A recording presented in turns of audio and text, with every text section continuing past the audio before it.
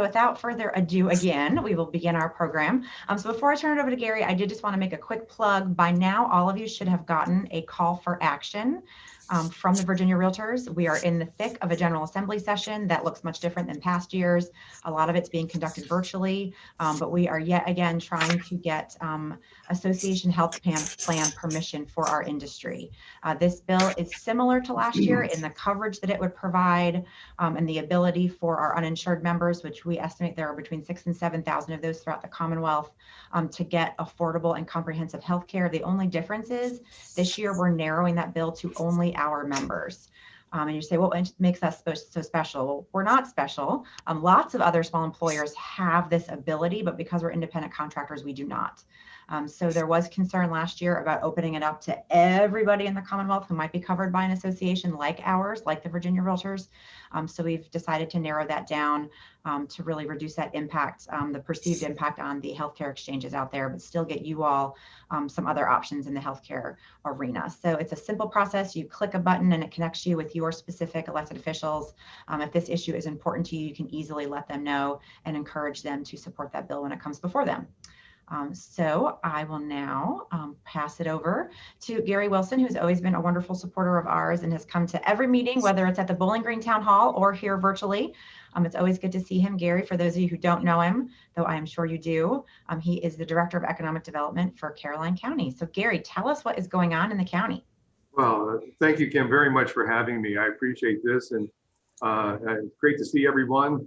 In fact, we're so strict about COVID. This is the first time I've had my mask off in my office other than having a cup of coffee. I'm sequestered in my own office. And so this is probably the first time my administrative assistant, Cassie Ruby, is actually seeing me without a mask on. She's taking part in this as well, being a realtor herself. So this is what I still look like, Cassie, unfortunately. But so this is otherwise, if we only see each other with mask on, and I'm sequestered in my office all the time. So that's what we do. Lots of great things going on in Caroline County. And we're hoping the realty community will be excited about it too. We have a lot of home building going on, a lot of product to come to market pretty soon. We have given Kim a list of some of the things we are working on. We have a number of, yes, there we go. A number of projects and developments that are getting either where they need to be as far as new construction goes, or we have new owners buying up portions of these existing developments, such as Ladysmith Village and our friends at Pendleton. You'll see both of those. They have thousands of homes. Ladysmith Village is 2,442 homes, and Pendleton has 3,276 homes yet to be built. They're approved already. So we know that Ryan Homes, for example, has stepped up and purchased a lot of these lots in Pendleton, and they're going to open a new section. There's going to be a new opening on Route 1, allowing that section to work, as well as extending the utilities and so forth to get these that particular development, for example, going up and running. So we'll have more houses being built, more people coming into the community as a result as well, which brings us to a whole nother point in a minute. But you'll see these other developments, they're all looking at expanding and growing. So we're really pleased with that. Bridalwood outside of Bowling Green, they're adding new sections. They're going to be building more of their houses as well. That's been a very successful project for the county.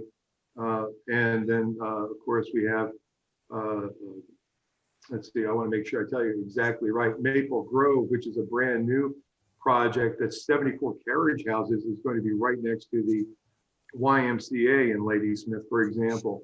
That's going to be an exciting one for us as well. Brookwood, to be specific, they're working on the plats for section 3 and sections 3 through 5, and they're putting in all the curb and gutter and sidewalks and so forth out for those projects. And those are nice developments. It's a quality development. And Belmont North and Carmel Church, for example, that's not even on our list. That is anticipating a purchase to open up that entire section. That's several hundred homes that in Belmont and Carmel Church that will probably be built as well. So lots of excitement going on there. You can't sell if you're a realtor if you don't have product. And this is going to be bringing product to Caroline County.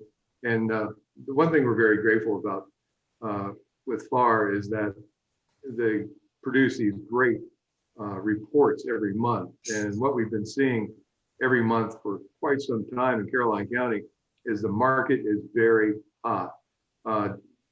Product on market has gone down dramatically. If you're selling, you don't have to wait very long for someone to come and purchase your property. Housing prices have gone up, unit prices gone up. It's all exciting time to be selling here. So we're hoping that you'll be doing that in Caroline.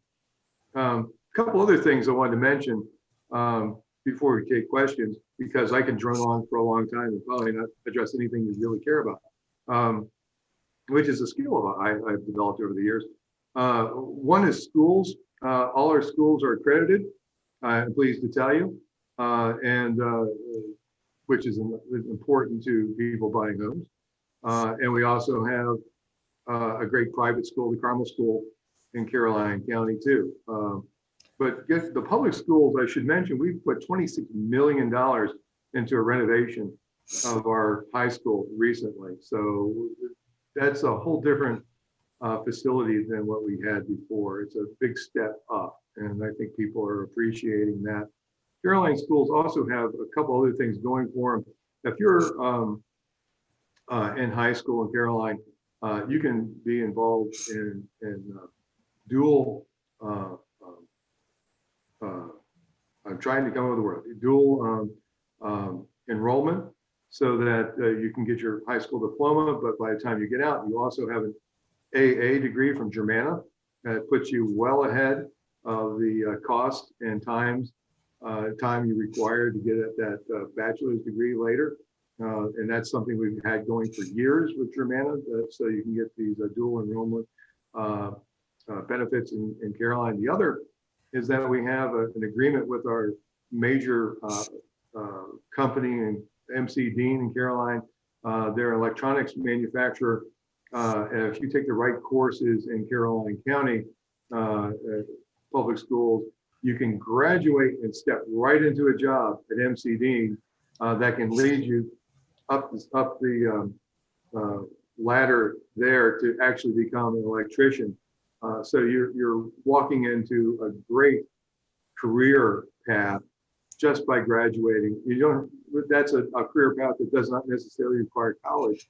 So you got both opportunities in Caroline County schools to either go directly to college, in fact, with a college degree, or right into great paying labor jobs. So both of those things pretty exciting for us, and we're pleased to see our schools just do better and better.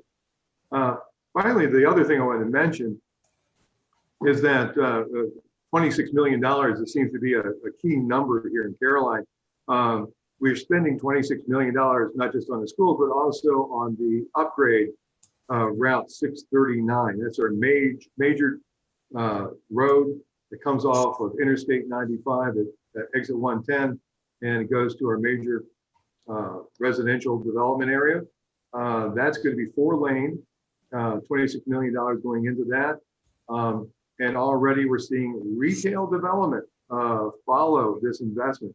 And this is particularly exciting for us, and I hope also for you, because one of the things that we quite openly acknowledge is that it becomes kind of difficult to sell residential space, a house, apartment, and so forth, if you don't have a lot of shopping opportunities nearby. That's an inhibitor. And we're going to start seeing that change. We're already seeing retail make a commitment, an investment to north of Route 639, even while this construction is ongoing, which should start late next year.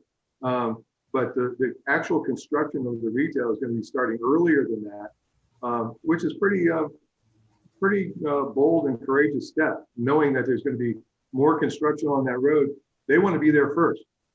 So that's a kind of a great sign for us. There's also some real talk and I think some planning about more retail being developed on the south side of Route 639. So that again, energizing that whole 639 corridor as an inducement for people wanting to buy real estate in Caroline. And of course, on Route 1, we already have Tractor Supply clearing land for their construction, which is going to be happening this spring. So again, more retailing. So those are some of the things that are going on right now. And again, I don't want to just drone on, but if you have specific questions, we're Gary, really can I ask happy. a follow-up? Let me ask a follow-up to what you just talked about. So it's great to hear about retail. Have you seen any contraction or change of interest due to COVID and the potential loss of maybe tourism or people driving through the county? Can you speak to that impact, if there has been one? Sure. COVID has been tough. It's tough on everybody. Fortunately, Caroline County has been a little better positioned to survive the pandemic than some of our communities to our north.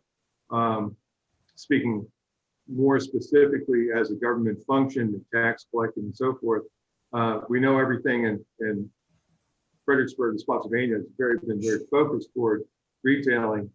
And as COVID has forced people away from retailing, they've been taking some real deficits with that kind of tax collection, with retail tax collection. Caroline has been less dependent on that, so we've been hurt less by that. However, we still have had our businesses feel the pain of the COVID restrictions, keeping the public out of the restaurants, keeping people away from shops. But that seems to be easing up a bit, and our deficits are not nearly as severe as some of our neighbors. And we have not been losing a lot of businesses, I'm happy to say, because of this. Our businesses have been hanging tough. We have great citizens who like to frequent our businesses, and they've been doing so. And so not too many losses. Well, let me take that back. Any losses, too many losses. But in the larger scheme of things, the county itself, though with these tragedies that occur within it, has not been brought to its knees by any stretch of the imagination. We're doing okay, and our future is bullish, I think. That's great. Thank you.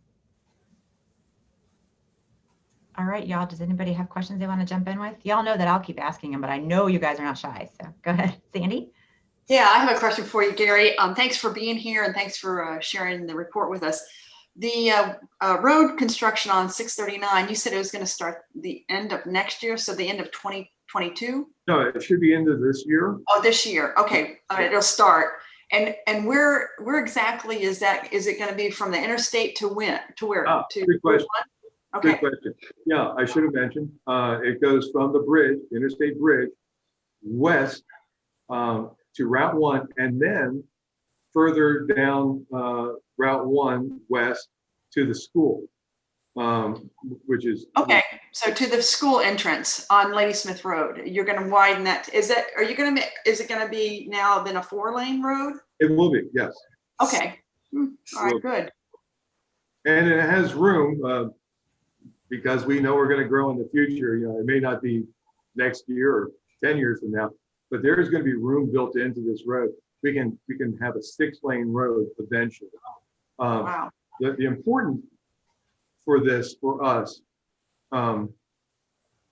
is that this really facilitates retail investment. One of the reasons we have not had retail investment on 639 in the past is that if someone comes in and they say, well, we'd love to put our one thing on 639, what does that entail? Well, since the roads weren't large enough and so forth to accommodate this, they would have to do their own entrance. They have to work on their own traffic light and so forth. And the cost for the one business would just be too great and has been too great for just one investment at a time. And this road makes it a lot easier for developers to come in and say, well, this now makes sense. We can make this investment. And that's what we're seeing. Are there any plans with that road widening to add sewer and water at any point? Oh, well, it's on the road. We have it there. In fact, it will just, I think we're talking about making it just larger as far as sewer goes. It should be having a larger facility capacity on that road. But yes, we have water and sewer there. We're ready to do business. Okay. All right, so I'll interject. One thing Gary did share with me are the occupancy permits from the last 2 years. So 2019, we had 106, and in 2020, we had 159. So that's a pretty sizable increase for, the county. Just your thoughts on, from an economic development standpoint, and there's been so much discussion about, will people actually return to the office? If so, in what capacity? If they're not really going, does this make a place like Caroline County with beautiful rolling hills and wide expanses and not a lot of traffic more appealing? And do you think we're going to see that demand for single family home construction increase at a significant rate over the next couple of years? What are you seeing if you look in your crystal ball? Well, the neat thing about crystal balls, and if you ever see these movies where the crystal ball is there and someone's going to look into it, they always start them covered up. There's a mini fact for you. Crystal balls also act as magnifying glasses. So if sunlight comes in directly to it, it'll start burning a hole, something further behind it. So crystal balls are, you can not only see the future with them, you can also burn holes in your furniture. So a little crystal ball knowledge there. But we don't want to burn any holes with our crystal ball. So we're just going to guess at what the future is. I've had a chance to speak with some people in the banking industry, and there's a division in how people are viewing the future as far as working from home, will it continue, and so forth. I think a lot of businesses are beginning to realize that office space may be not the best investment in the future. It's expensive getting prime spots in urban areas, for example, and having enough space for everyone. It is an expensive proposition, and maybe keeping some of your people at home makes a lot of sense. The other theory, of course, is pandemics come and pandemics go. They last a year or two, maybe 3, and then they're gone, and people want to resume their lives exactly as it was before, because they missed going down the hall and spending that half an hour at the water cooler finding out about what everybody else has been doing over the weekend. That there's a drift toward that as well. But I do think, in my guess, with the crystal ball, is that we're going to see, I think, a compromise between those two positions. I think that people want to get back. I think there's a real value, the synergy of getting people in one office to do business, share the mental process between employees, cross-pollination of ideas. And I think that's an important thing that's going to happen and resume. But I think there's going to be a number of people that it's less important that happens with on staff, and those people will stay at home. And to your point, Kim, directly, I think that means people want to have homes you can live in and work in, and not feel 4 walls closing in on you all the time. There needs to be a little room, needs to be a nice yard perhaps, and a nice community around you. So this becomes a livable work situation. And I think that benefits Caroline, because we do have a lot of the beautiful amenities and a community that's very attractive that will draw people to it. As we've seen actually occur, that's what those statistics indicate. People are doing that. And the secondary benefit of this happening, the more people who are staying home, The more retailers, when they evaluate a community for investment, they're not only looking at how many rooftops there are, they're looking at how many people are commuting in and out. And if they see that people are staying home, they know those people are potential customers during that 8-hour period when otherwise they'd have been commuting to some other location. So the more people you have in your community all day long, the more attractive retail becomes to those investors. And we're hoping that that will, again, re-emphasize to a lot of retailers that Caroline County is a great place to be. I got another question for you, Gary. How do they know who commutes and who doesn't? How do they get that information? That's interesting. You know, that's a good question too. There are a lot of ways they do that, which are pretty mysterious to most of us mortals that don't have that ability. I think people like Weldon Cooper, they do studies. There are surveys that are done, and this becomes a part of the database that retail investors will study. We don't conduct those kind of studies in-house here. We're a small operation, a small office, but you know, you do have places like Weldon Cooper and the Census Bureau and so forth that will do these kind of studies, determine who's commuting, who's not. And then of course, we've also seen the FRA, they have done some commuter studies as well. And these kind of things add to the overall database. Retailers, they know exactly what's going on. It's uncanny. We cannot educate retail investors. They know everything that's going on, sometimes better than we do. And it's because their job day one and all day long is to find the best place for their new shop somewhere to expand their business. And they spend a lot of time and energy achieving that information. So I just popped in the chat a link to the updated 2019 commuter skills study that the FRA did, the Fredericksburg Regional Alliance. It's a great document if you want to take a look at it. They did it first, I want to say, in 17, and they're looking at the skills of those folks too, which I think is valuable for people like Gary to say, hey, you know, XYZ company, look at the talent we have right here in Caroline County without the expense of locating in a Fairfax or Northern Virginia. So if you want to grab that study, and there's a specific page for Caroline that I pulled up, and I'll just go ahead and share my screen real quick so y'all can see the kind of data that you'd have access to. So they, I guess through surveys and overlaying that with census data where people live and register their workplaces, you've got breakdowns of exactly where people are coming and going. I think it's a really interesting document to take a look at because you can see, we always have this idea that everybody's leaving, everybody's going up the road, and that's not, you know, the complete story. There are people who actually commute from outside into this region too. And cross commute around the county. So it's interesting if you want to dive into some of that data. So LJ, I know you had a question too, if you want to jump in. Yes. Gary? LJ. This is LJ. How you doing? I'm good, and you? Good, good. Thank you for having this meeting and sharing information.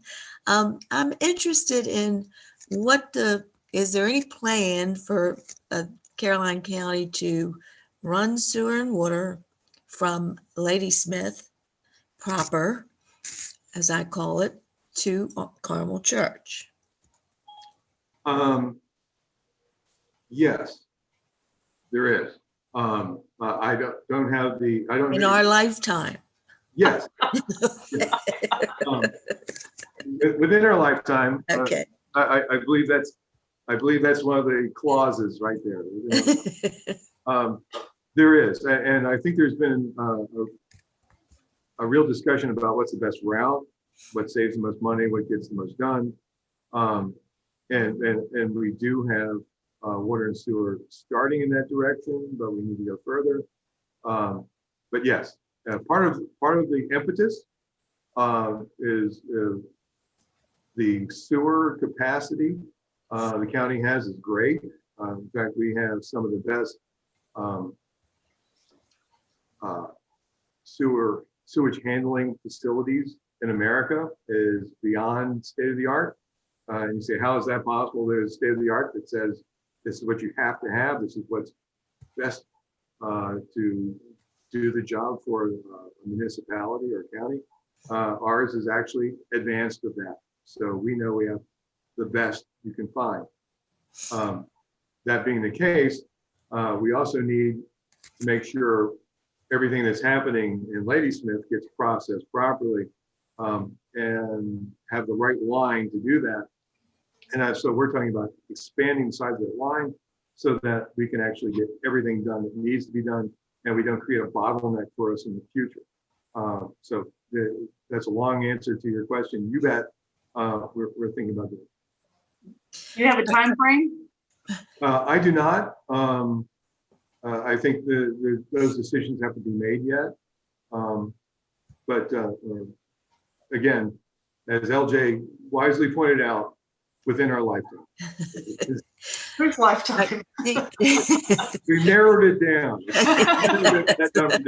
Thank you. My children's lifetime? Because I've been up here a long time. I can't count on it. The other thing I wanted to ask you is the Thompson property, the 2,000 acres that he purchased in between Route 1 and the interstate, with the hope to have apartments and condominiums and a railroad station. Are they still planning on that, or has that gone anywhere, or in our lifetime? Sure. It's like you said, it's a big plan. That's a lot of acreage. Yes, yes. And there is a rail line already on that site. Right. So that's one of the answers taken care of there. It's already zoned PMUD for the development. And the one thing that the Thompsons, and they're great people, and just want to make sure I get that out there because we really are very happy with them. Yes. Because they have a great attitude and perspective as to how this project should go forward. Right. One of the things they have resisted doing is selling off little parcels at a time, balkanizing the place so you can't actually realize the whole vision of the project. They could have done this a long time ago and they have not. Their attitude is we want to do it right, comprehensively, and which is great. The challenge, of course, with that is you have to have someone with deep pockets who are not overly concerned about quarterly ROIs. And we've spoken with some of the best investors and developers in the world from Australia, China, Europe, all around the United States. They've been in my office, which is pretty exciting. Little Caroline County has been in hosting people of the highest caliber looking at this project. And what it comes down to is that who jumps first? And is that investor going to be satisfactory to the Thompsons? And those are variables we don't control, but we do know the dedication to getting this done still exists, and that there are great people out there who have looked at this project, looking at this project, and it's a matter of their decision when they want to do it and how they want to do it. But yes, it's in place. But again, it takes one good investor to say yes and let get it going. But until that happens, we're kind of in a static situation. So we do our part to try to support them. And we know that the state has supported this a number of times, a number of ways. So it's that investor, that's who we're waiting on.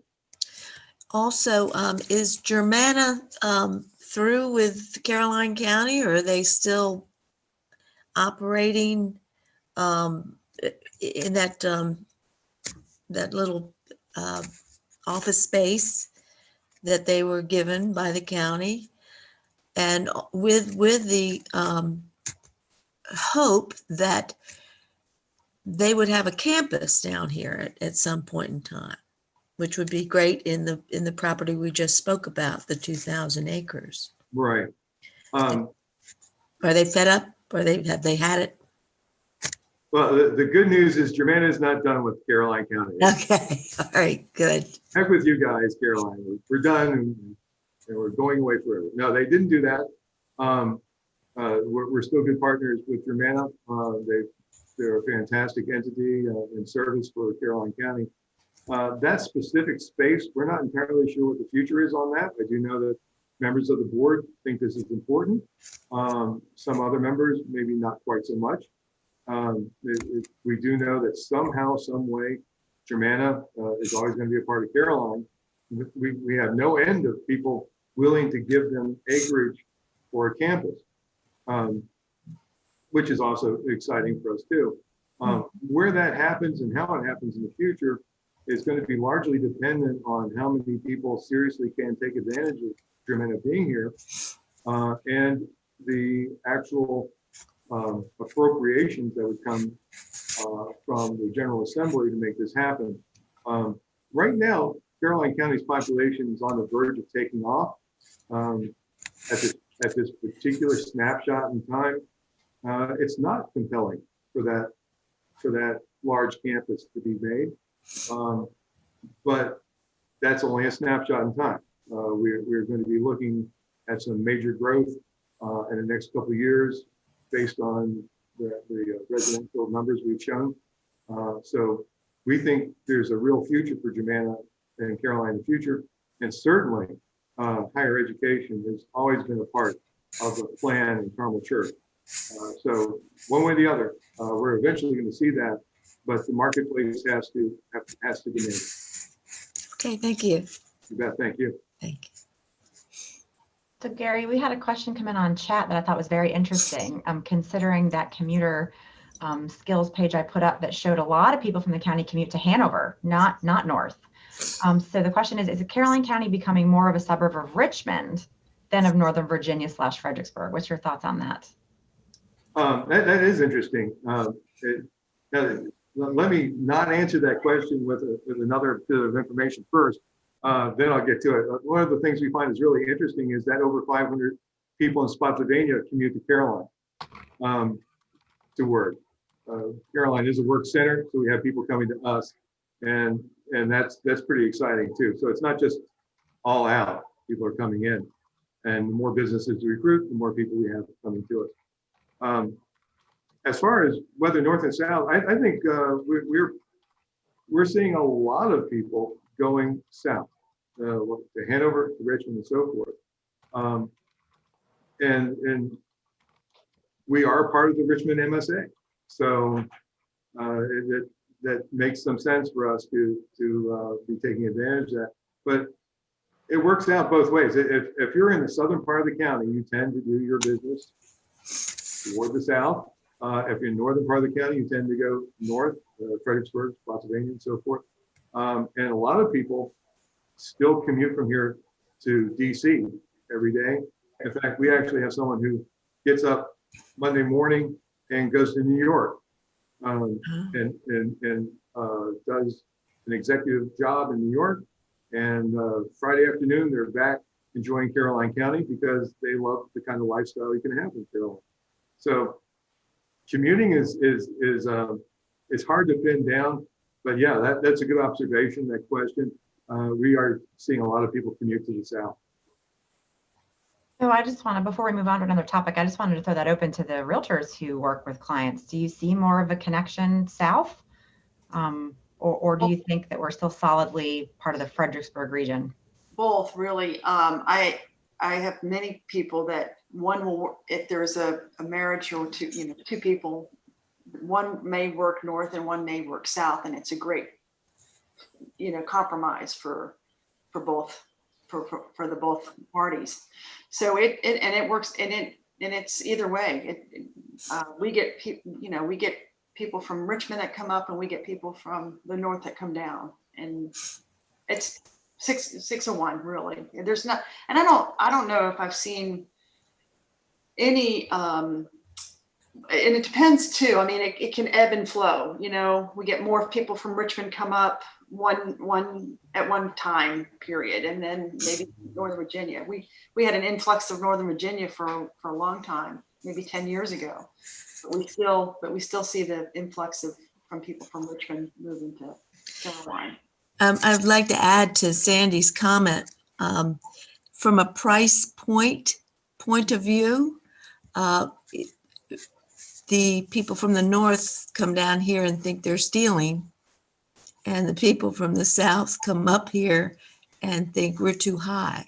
So in some respects, yeah, because you can actually find less expensive homes around the Richmond area. That is true, and nice homes, nice places. Yes. Yeah. So I did get a follow-up question that is realtor specific, is would Caroline County ever go to a different realtor association? And those lines are determined by NAR. And I think there'd have to be a pretty big hue and cry to a certain extent from Caroline agents saying they weren't getting what they needed from FAR. It's certainly not unprecedented. If you all remember, we absorbed Orange County from GPAR because the bulk of that population was located at Lake of the Woods, not really dispersed throughout. Orange is a big county, but a lot of it's pretty rural. So those agents had a strong identity with the Fredericksburg region, more so than Warrenton. That was not a hostile takeover by any stretch. That was something that GPAR came to and was done in agreement. But I can't say that I see in any sort of situation, a short-term situation, Caroline leaving us for the Richmond Association. And I think we've got great partnerships across the associations that hopefully make working in multiple jurisdictions with different MLSs and lockbox systems and associations, hopefully something of a smooth process for you all. If that's not the case, then certainly we would need to know about that. But I have not heard any rumblings about Caroline looking to be in a different place. We are very happy to have Caroline and hope that we can continue to serve members down there. So moving along to an issue that of course we cannot leave this meeting without talking about is broadband. I don't even have to say how important it is, Gary, at this time, especially this time in the trajectory of the pandemic with people still home.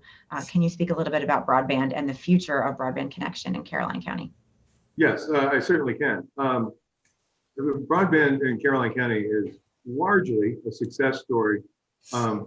We suffer, however, just like every other rural community in America, that there are places in the county that are far away from concentrations of homes, farms, and further out in the hinterland that do not have the broadband connection or any fiber-based connection. This is a tragedy. It shouldn't happen. We've been after this for a long time. When I first came to this county 20 years ago, it was an issue then. We fought it every step of the way. We've had every board has made this a priority because they want all our citizens to be covered.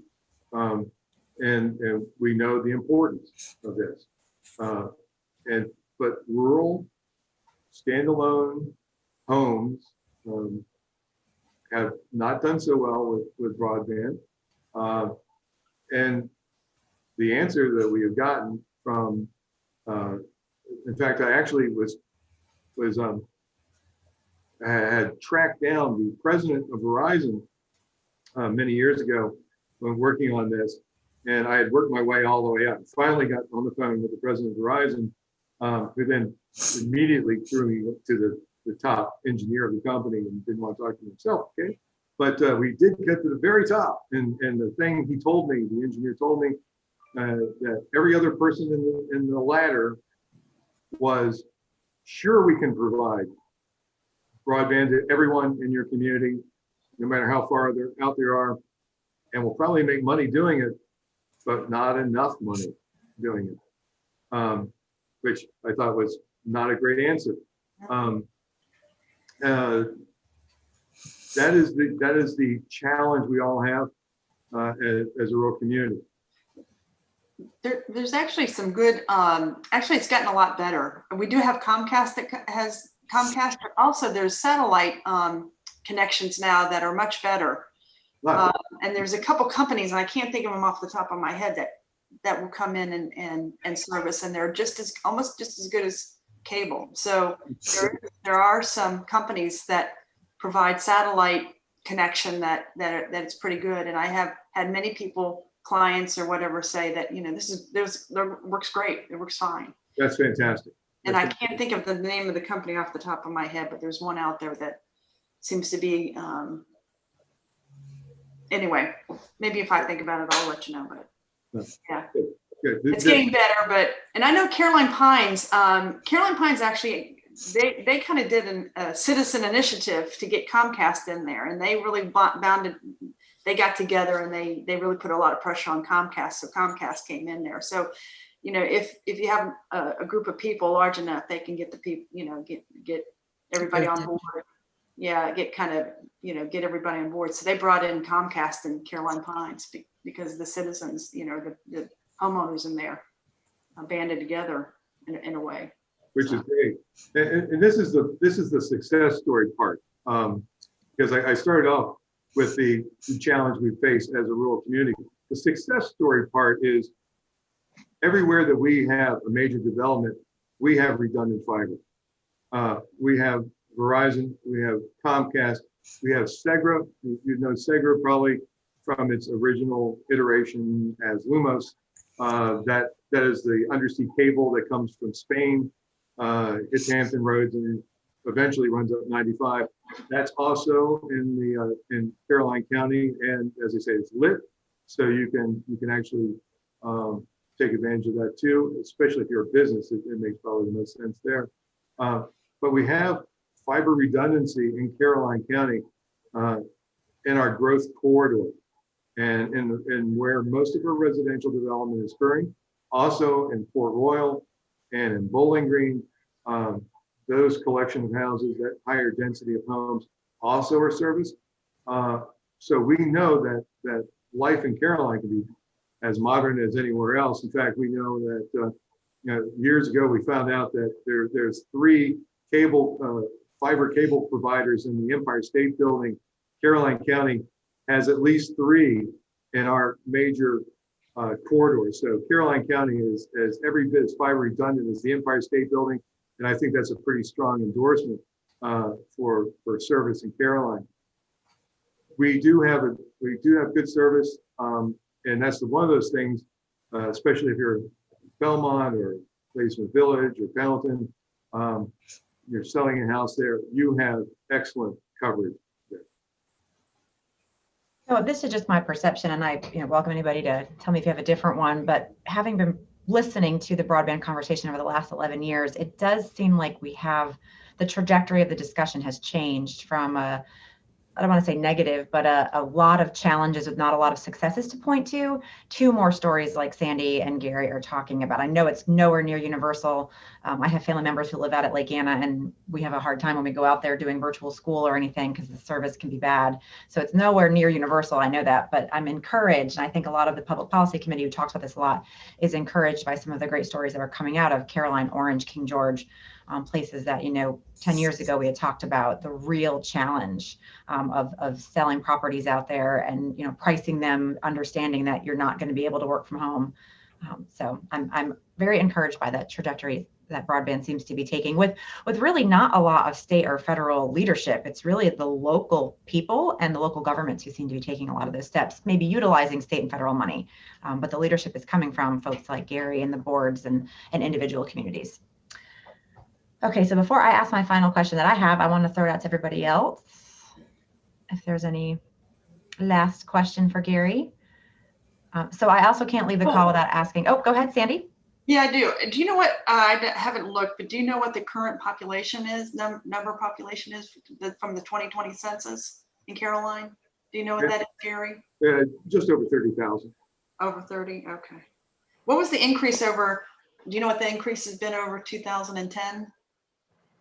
Well, the average pace of population growth has been about 2.5%. I'd have to actually go back and look at the statistics for that. It's been pretty steady growth. Okay, thanks. So just thoughts on the 301 bridge and what Caroline is doing to prepare for the potential increase in traffic and commercial activity, all that might bring in whenever it's going to be done. 2025, is that right? 2023. But what are we do? What are we doing for the growth? Well, as we mentioned, we are investing $26 million into Route 639, and that's opening that corridor up dramatically for traffic. We think that's also going to be something that's going to be attracting a lot of travel traffic as well. It's not just our commuters in and out, but Ladysmith is an extremely convenient interchange to get off of and leave. And if you're traveling north and south on the 95, that is a boom. You really want to be able to have that convenience of stepping off the interstate, doing what you need to do, buying what you want, and then going on your way. More convenient, we think, by far, than Ashland, which has become somewhat inconvenient if you go down there and you want to go to a McDonald's off the interchange or something. You're doing a U-turn against traffic and so forth. So those kind of things are not so convenient down there any longer. And though we absolutely love Fredericksburg, it's a great place. Route 3 is not particularly convenient sometimes. So we think that we're going to be able to provide a nice alternative that's going to be taking perhaps some share of business that we should have been having all the time and of the traveling public. So that's going to be happy for us. Those investments, I think, are going to really pay off for us as far as revenue goes, jobs, investment. It's a smart move. Our board, again, being forward-looking, smart investing in the community, making things better for our citizens, and getting other people to pay our bills other than our taxpayers, which is what you get from travelers, which is exactly what we're trying to do. And that's again smart leadership from our board, and we're really happy about that. And I think our citizens are recognize that too. We have ground for growth as far as industry, and we have growth in the capacity of our water and our sewer. So we know that we're well positioned for a bullish future, and we are, and that's what we're working for. One more thing. I don't know. Did we mention sheets? Not specifically, but, Okay. but that is happening. We've had a long time working with a silver company to create a retail area about 6 to 8 acres north of 639. Mm-hmm. Sheets is an anchor for that. We know that there is at least another retail investment that's going to be a part of that, and perhaps a third before too long. And so we're really happy about that. Sheets is a great draw for traffic off the interstate, and it's going to be a super convenience for our citizens who are excited about that. That is a real positive for us. And I know a lot of folks to the north of us say, "Oh wow, you're getting a sheet." We've had 12 of them for 20 years. This is our first. This is our first of hopefully many. But eventually, when that happens, and we've been very diligent, and the board has shown great leadership in helping make this happen. So yeah, we're really pleased with Sheets. Thanks for bringing that up. Okay, and the last thing is the property that is on the market. It's another oil company. I can't think of it, but it's on the. It's right on the intersection. You're thinking maybe Quarles? Quarles. Yes. Quarles, yes. Any bites on that or? Yeah, that's an plans? interesting. That is an interesting corner. I think it's a successful corner. Right now, that's where 639 is going to be widened, going right by that, and I think that's going to solve some problems with that property. If you're in real estate, as you all are, you know that every now and then there's a little glitch in how things have to be done that make that deal a little more tricky than it should be. And 639 widening will eliminate some of those glitches that go into that property. We think there's a lot of future for that property. But this is the 639 widening is going to help with that. Okay, thank you. You bet. All right, folks. Well, Gary, thank you so much for that great update. We always appreciate you coming out and meeting with us, whether it's here on Zoom or when we can get back to Bowling Green. I always love coming down there. So thank you all for attending today. We will put the recording out. If you had any office members or any of your team who weren't able to see this, we will put the video up. So thank you all. You have a great rest of your day, and we'll see you soon.